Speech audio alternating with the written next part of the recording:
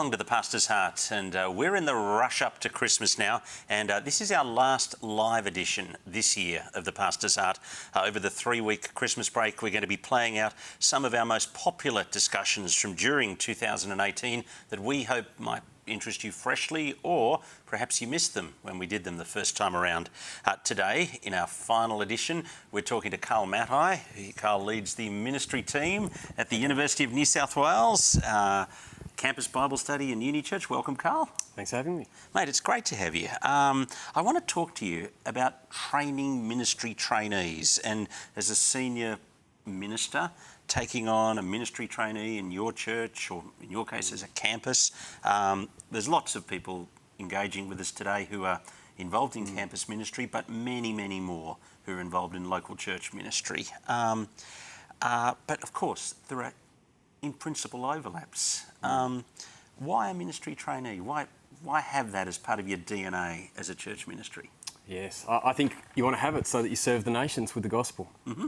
So basically, what we need, the world needs more Bible teachers. Mm-hmm. The world doesn't need more of most professions, but the world does need more Bible teachers. More evangelists. More evangelists, more Bible teachers, more missionaries. Mm-hmm. And so I would hope that every church in Sydney, having been blessed by God, because Christianity in Sydney, we've been amazingly blessed, mm-hmm. I would hope that we're actually thinking about how we might be serving the nations by sending some of our best to serve with the gospel. Mm-hmm. Training them to handle the word of God, to proclaim it boldly, to pastor people well. That's the kind of thing that we want to be giving to the world. Now, some people engaged in us in different leadership, whether they're in this city or in other cities, will already have ministry trainees on their team. And I want to talk about how we can sharpen the practice of training and raising them up. But also, the whole concept will be new and not part of the DNA of the church. How do you go about finding somebody to train? How do you go about envisioning that this is something we as a church ought to be doing? Well, finding and envisaging is a little bit different. Let's deal with envisaging. Envisaging is the big picture kind of strategy of this is something that we as a church want to do. You can do that even when you have no one to train. Mm-hmm. Start praying that God will provide you with the kind of raw material, people that will come along and be ready to train. And so I would say to every senior minister out there, please start praying that you might become a training church, even if there are no suitable people in the range that you think you want to get trainees from. Start praying that God will bring them along, mm-hmm. and start acting like a training church and preparing to be a training church, because we need you training people to serve the nations. I remember years ago, Archie Poulos, there was a training seminar for ministers, and he asked me to do an elective.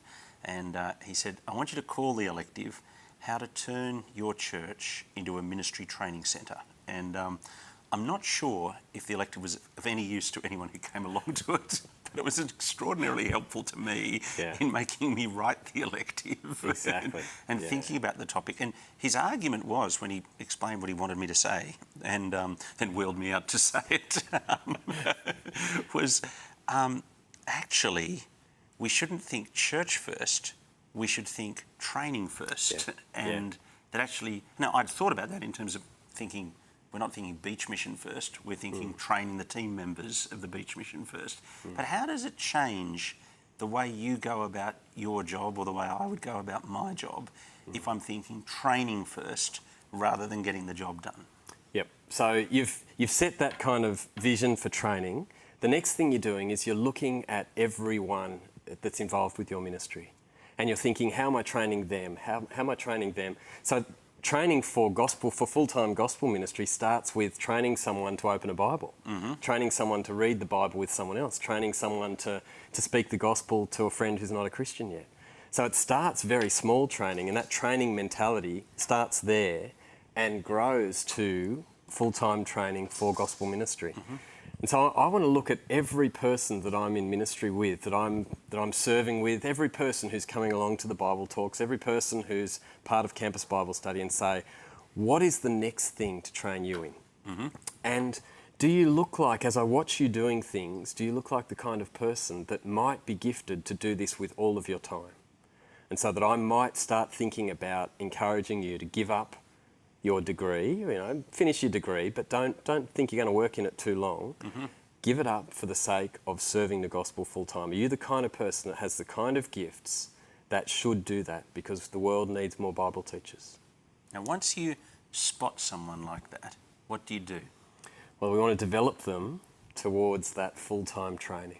So we want to give them opportunities to do lots of ministry. We want them leading a Bible study group. Mm-hmm. We want them reading the Bible one-to-one with someone else. We want them evangelising. We want them serving. If they're not serving when they're in lay ministry, the chances are of them suddenly serving in full-time ministry are pretty low, I would think. I want to see them modelling right from when they're very early on with us, a servant-hearted mentality that says, I don't mind what the job is, I'm here to serve, let me at it. Right. Now, once somebody says, okay, I'm willing, what kind of selection criteria do you go through? What do you look for in people you'll take as ministry trained? Should we take every live body? No. In fact... I mean, because some of us, over there at the University of New South Wales, you're dealing with a lot of cream of the crop. Do you know, we may not have quite the same pickings as you might have. Yeah. It really is loving to people sometimes to say no. And you've said no to some people? We have. We do. Every year we do. Mm-hmm. We want what is best for the individual under God's hand. We don't want to force square pegs into round holes, for that to be bad for the individual, for that to be bad for the people that perhaps have to put up with them. We really do care about people, and so sometimes we need to say no for the sake of the individual or for the sake of those they will minister to down the track. Mm-hmm. And that's loving. It would be unloving to let that go through to the keeper and not care about that. Have you seen people that you've said no to for a traineeship then ignore you and go on to theological college and and then go pear-shaped? Sometimes it works, sometimes it doesn't. Right. Yeah. People, in a sense, make their own decisions. We'll advise them, but it's a free world. It's a free world. Yeah. Now, okay, somebody starts with you. What's your goal in the time they're with you? What are you trying to achieve in the life of the individual ministry trainee? Now, Yep, certainly. So the 3 C's are pretty well known.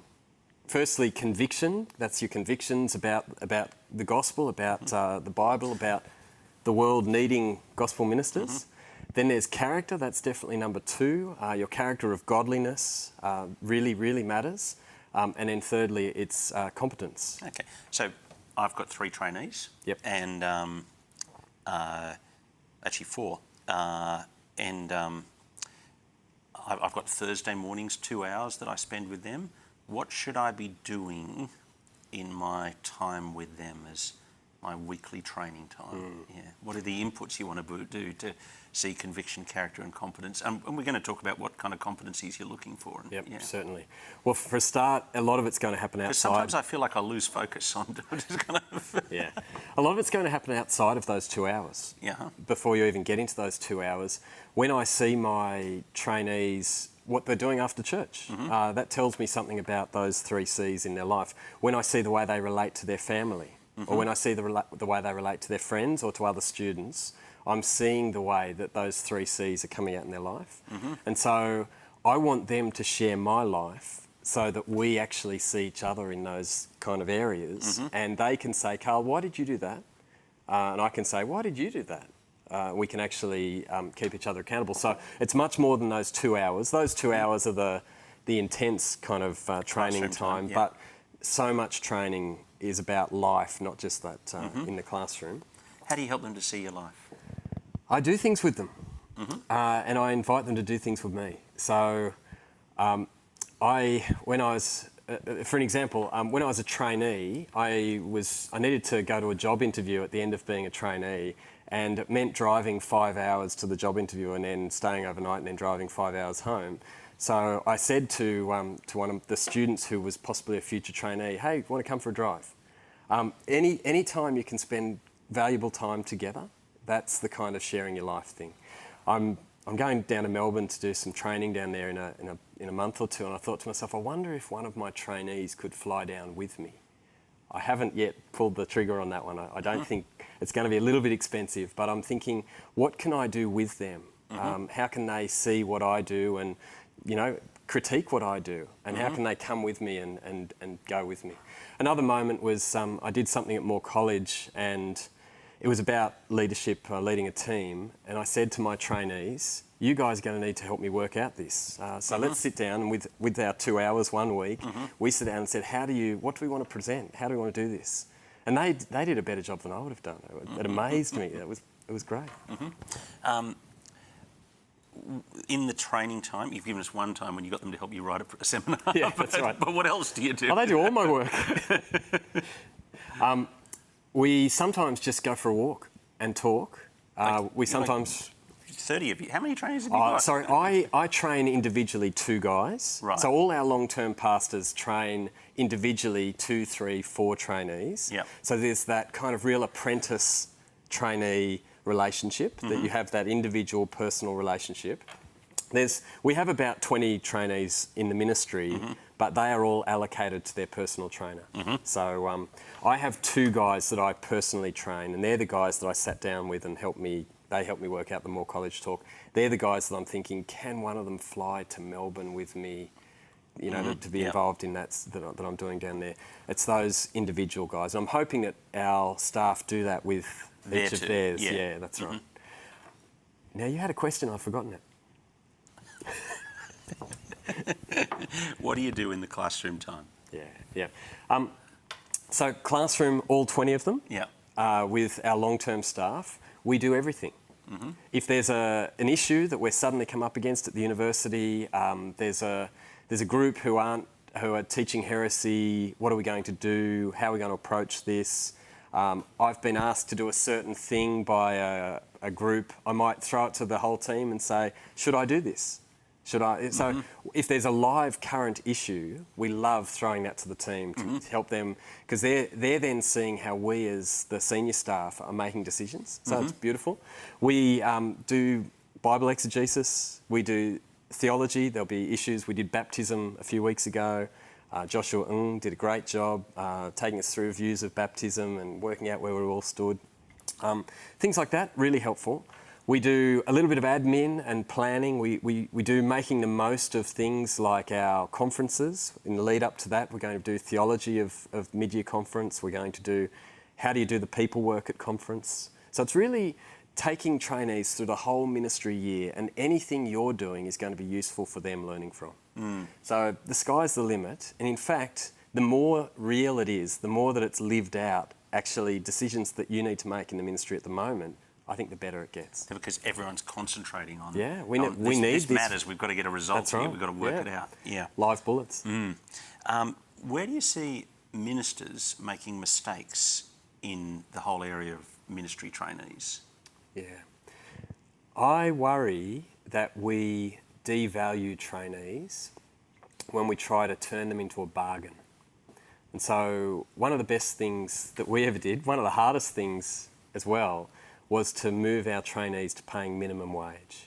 So it meant we had to find an extra $20,000 for each trainee. Yep. And when you've got 20 of them, it kind of adds up. That's a lot of money. Yeah. That was really challenging for us. It meant... And so people watching in other countries or listening in other countries won't be aware of this debate in Australia, but in the Christian ministry circles in Australia, there really are 2 ways of approaching this. One is to have a minimum wage ministry trainee, and the other is to have a scholarship kind of trainee, at a significantly lower rate, but with a whole lot of kind of government conditions on. Do you want to just tell us how you weighed those issues up? Yeah, for us, we didn't want the government to tell us how to train our trainees, and so the only way really to do that is to actually pay minimum wage, and then our trainees are actually considered to be workers. The Australian government sets a minimum wage that any worker in the country needs to be paid. We figure that's probably what they need to live on. So we actually went to paying that minimum wage. And it means that we can then train our trainees however we want, because they're technically classed by the government not as trainees, but as workers. And so we could work them for 40 hours and give them no training, and we wouldn't be breaking the law. We love training, so we actually want to train them. And in paying the minimum wage, it also made us see how much value they are to us. And It's a lot of money. It costs us, I think, it's about 40. The package would be about $45,000. Sorry, don't quote me on that, but it's somewhere around there for each trainee. That's a significant amount of money. So every trainee is an investment. But rather than seeing every trainee as a discount or a bargain or a cheap labour, we see every trainee as a really big investment. We're investing so that the world might benefit from these people in the future. The world might benefit. What do you mean there? We are praying that our trainees might actually take the gospel overseas. And we'll encourage our trainees, if they can, to go outside of Australia. If they can't go outside of Australia, we will encourage them to go outside of Sydney. And if they can't go outside of Sydney, we'll say, that's great, there's plenty of ministry in Sydney to be done. But that's the order that we'll encourage our trainees. Because when it comes down to it, Sydney has been blessed amazingly with so many gospel ministries. We want to see that blessing flow over to the nations. How are you going at that? Well, it's hard work. In God's kindness, we're starting to see trainees getting selected with CMS. And so 2 of our trainees from 5-6 years ago will be going out with CMS next year. And that's exciting. They've been accepted. Both to I don't know if I can say, but Asian countries, which is really exciting. We've got quite a connection with Asia, with students coming down from Asia to study with us at UNSW, and so it's really exciting to be kind of sending workers back to Asia to serve them. What mistakes have you made? Yes, many. Off the top of my head, which ones am I happy to talk about? It's just us, Carl. Yeah, that's right. Mistakes. Mistakes in training. I think we're getting better at working out how to train trainees well. I think we're doing a better job, and it's not me. I think my team is doing a better job of training trainees well. We've now got 2 of our senior staff are focused on training. And so it's not their full-time job, it's a half-time job for each of them. But they are thinking training curriculum, they're thinking training recruitment, they're thinking training selection, they do the whole interview process. So that's Charles and Tracy do so much to see the training program running really well. I think before we had them in place, trainees more learned from just hanging on and sort of seeing everything but not really having a tailored program. I think we're doing a much better job now of thinking from really starting to think about trainees in year 1 of university. You've just arrived. Who are the first years who we want to keep an eye on for these possible traineeships down the track, all the way through to the interviews and the recruiting. I think we're doing a better job now because we've dedicated staff to just thinking about that. Where have you worked people too hard, and where have you not worked people hard enough? Yeah, interesting. Generally on our team, we have the kind of people that work too hard. And so that our danger, we're not 50-50. Our danger, probably 95% of our people, the danger is they're going to work too hard. So I encourage people to take breaks, take holidays. I feel like it's my job as the leader of the team to help people be responsible and godly. Now, in doing that, I noticed a couple of years ago that I might have pushed too hard back the other way. And so then I thought, okay, I need to just back off a little bit because maybe, we've got a bit of a culture of making sure you get enough holidays and stuff. So there is a middle ground that I'm looking for, but generally at Campus Bible Study, 95% of our people are more likely to be workaholics than lazy. So I've got to slow them down, I've got to send them away on holidays. We're pretty generous with holidays. We're a pretty fast-paced ministry, so I encourage our people to take 5 weeks of holidays, and I also encourage them to take a 2-day weekend once a quarter, because we work 6 days a week. I encourage people, if they can, get 2 days in a row, probably not Sunday, because Sunday is just a little bit important. It's game day for you. It's game day. Take 2 days in a row, once a quarter, and just remember what a weekend feels like. So I'm trying to help people be wise and balanced. what's the challenges for university ministry coming up? The challenges for university ministry? Well, universities have changed and are changing. So universities are businesses that sell degrees. And that means that the way that the student experience is very different to, say, when you or I were at university. It means that students, if they're not careful, can just be at university to get a degree, and they can stack their timetable so that they are only in 2 days a week and they've got no gaps and can really work the other 2 days, That's 3 right. days. Yeah. And you can really miss out on the best thing about university, and that is growing as a Christian.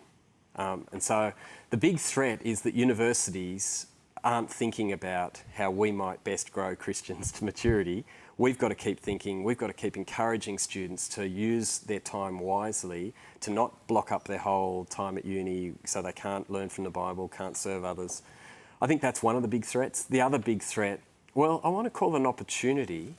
Our big opportunity at the moment is we're training. We add about 10 trainees a year. So it's a 2-year program. There's 20 trainees roughly on at any one time. The time is short and the nations need more gospel workers. So I'm trying to work out how we can train 30, 40. And one of our problems is we have principles that we don't want to break. So we don't want to change the way we train people away from... So what are those principles you don't want to break? Tell us those. Help us see that tension. Well, we love the apprentice model. We actually want to give our trainees live bullets, real people that they pastor. So we don't want to just sit them in a classroom and tell them, train them. And we actually want them pastoring a group of people where they can fail, where they can have joy, where they can see the pain of things that don't work so well. And in a sense, that our challenge then... Which is the whole thing of not using them, but training them. That's right, that's right. But the challenge is that it's much easier if you could corral them all into a room and just download at them. In terms of training trainees, you could fit... How many in a room? You could... 100, 200, yeah, 300. That's right. So we actually want the training experience to be a Bible teaching experience, to be a pastoring experience, real life pastoring, taking responsibility for a group of people and actually caring for them for 2 years, ministering to them, teaching them, growing them. And so the challenge to do that is trainers who can walk beside them in that role. We will grow, and under God's hand, we want to grow, but there are challenges when you are principled. I'm seeing a tension around the place in both in churches where there aren't ministry trainees and in churches where there are, between the issue of kind of almost, and I'm not sure if people in other cities would be feeling this same tension, but in this city I'm feeling the tension between taking for granted theology and just upskilling people in skills and leadership skills and that kind of thing. Do you feel that tension, and how do you deal with that? Or do you see that tension? Yeah, I do see the tension, and it worries me. It's not just a theological understanding, it's actually a philosophical view of how ministry is done. It's whether theology shapes ministry or whether pragmatics can shape ministry. And in a sense, there's always going to be pragmatics, but it's whether you let theology win and whether you let theology shape the way that you train people. So our principle on wanting to do an apprentice-style training rather than a classroom-style training is actually shaped by our theology. And so theology shapes the way you do everything. So I think the danger with pragmatics, and we all know this in a sense, is that it subtly undercuts your theological positions that you hold. And so there's always that battle between pragmatics and theology, and I want theology to win. And sometimes that means that we are not going to do things as efficiently or as effectively as we could, and I'm willing to wear that for the sake of our theological convictions. We asked the question on the Pastor's Heart, where's an area where God has worked in your heart to change you and shape you? Tell us about that. God has broken me in a sense, and if God hasn't broken you, I'm not sure that you're ready to serve. There's a story about one of the great English preachers. I can't remember whether, I don't think it was Spurgeon. It might have been Lloyd Jones. He was back at a gathering of clergy in Scotland or Wales or somewhere, and they were all choosing someone for a particular role. And they chose a young up-and-coming guy, and all the guys said, he's the one who should do this role. And I think it was Lloyd Jones who said, no, not him, he hasn't been broken yet. I think God has broken me over the years of being a husband and a father, some health issues in my family where I just had to trust God. And it was really good for me to sort of sit there and think, well, there is nothing more I can do. This is in God's hands and I trust God. And for me, that was a very significant time. Being someone who naturally likes to take care of myself and my family, it was really nice to have it taken out of my hands and for it to be in God's hands and for me to have to just deal with that. And very hard times. Really nice? Or Well, it was terrible, really hard time. Family health was, really touch and go. But for me to not be able to solve the problem, as someone who likes solving problems, that was really good for me. So God, in a sense, broke me to take away a bit of pride from my heart and to remind me that I depend upon Him for everything. I think that was a good lesson. And it was terrible, it was hard, but I'm really glad God has put me through that. Carl Matthei, thanks for coming to talk to us. Thanks, Dominic. My guest on The Pastor's Heart has been Carl Matthei, and of course Carl leads the Christian ministry team at the University of New South Wales for Campus Bible Study and Unichurch. You've been watching The Pastor's Heart, and what we're going to do over the next couple of weeks, over the Australian summer, is we're going to be bringing you 3 of our highlight interviews from during the year, interviews that have created some of the most discussion online. Perhaps you missed them when we did them. Next week we're going to feature an interview with Evan McFarlane. He was on the ministry team at St Paul's, Carlingford. Now he's serving as the senior minister of St Matthew's, Shenton Park, and he got people talking a lot earlier in the year when we were talking to him about the whole culture of one-to-one ministry within his church and the extraordinary percentage of people who are involved in personal discipleship. And I think all of us, as we sat around here and listened to Evan, we thought, I just wish that we could see our church become like that. And so I hope you'll enjoy that interview when we feature that with Evan next week on The Pastor's Heart.